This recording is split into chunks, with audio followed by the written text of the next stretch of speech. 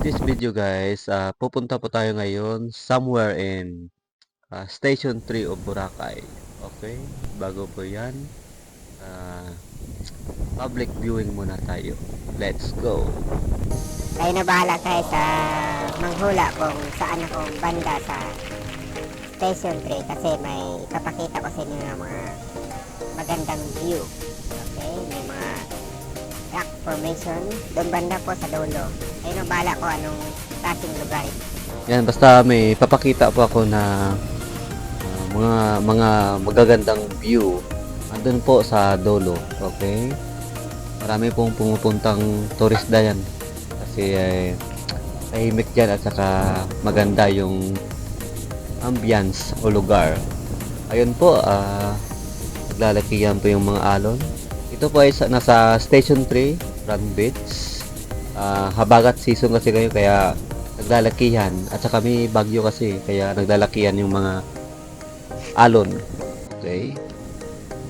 So, you can see mga guys. Selfie muna tayo. So, you can see guys, papunta na po ko doon. Okay, yan. May nakita pa ako mga tao. Ayun, si ate. Okay, yan si ate. Okay. Tuloy lang tayo ng paglalakad. Comment lang kayo sa comment section kung alam nyo yung lugar na ito o saang bandang lugar ito kung nakapunta na kayo sa Boracay. Bigyan kayo ng clue, okay? Nasa Station 3 yan. Okay, Station 3 po ito. Pero, ang pinakadulo nito, hulaan nyo kung anong lugar yan. Okay? Comment down sa comment section. Ayun guys, batiin lang natin si ma'am, yung nakaupo na turista. Ayun po. Ako po sa buhangin. I-greet natin. Hi ma'am. Hi ma'am.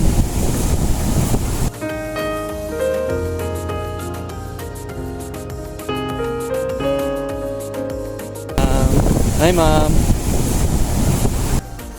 At yun guys, kumaway din si ma'am. Hindi ko alam kung anong lahi yun. Basta foreigner yun. Foreigner na babae. So ayun guys. Diretso lang po ako sa paglalakad papunta sa aking destination o gusto ko makita kasi yung ganda ng mga rock formation na yun. Sabi daw nila maganda daw doon. Okay, hindi nyo ba alam guys nga tagal-tagal ko na dito, hindi ko pa naikot yung mga ibang magandang spot dito sa Boracay. Kaya nga una pa lang gusto kong puntahan. Okay? Kasi busy kasi ako minsan sa trabaho. May work kasi ako noon. Hanggang ngayon may work din ako. So, ayun guys, nakarating po tayo sa ang clone nito malapit sa Asia Premier. Okay, ayun po. Malapit din ito sa likod nito ay Cagban. Okay, alam niyo ng lugar na to. Ito yun, may kuweba siya. Picture tayo, ayun. Ganda, di ba? So yun guys, nakarating na po tayo sa Mabato, ang pinakadulo na lugar sa Boracay. Okay, iba din yung dulo din papuntang Yapak. Ito, malapit din ito sa port ng Boracay. Okay, kuweba. Picture tayo ng sunset. Ayun. O di ba, napakagandang lugar dito, Mabato at tahimik pa. Okay? Perfect talaga dito ng lugar na to.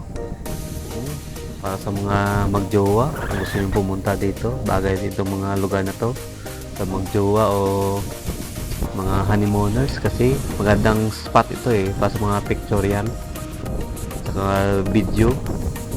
Perfect spot to ito. The best talaga lugar na ito. Okay, maganda yung mga rock formation, puti ang buhangin. Ayun, bukid pa yan at saka may mga kahoy sa taas. Ayun, ganda ng sunset at saka may bato pa. Ayun, di ba? Napakaganda. Perfect viewing talaga. Yan, malaking bato.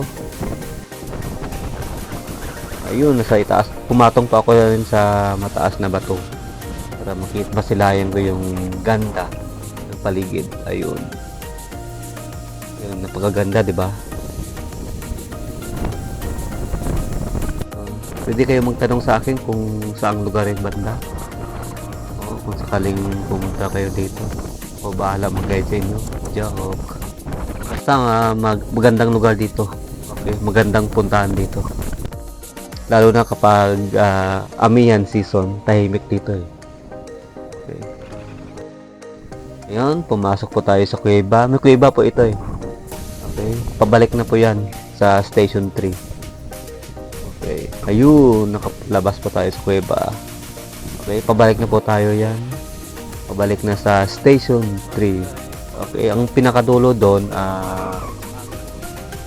diniwid na yun. So yun guys, dyan po natatapos yung video natin. Stay tuned.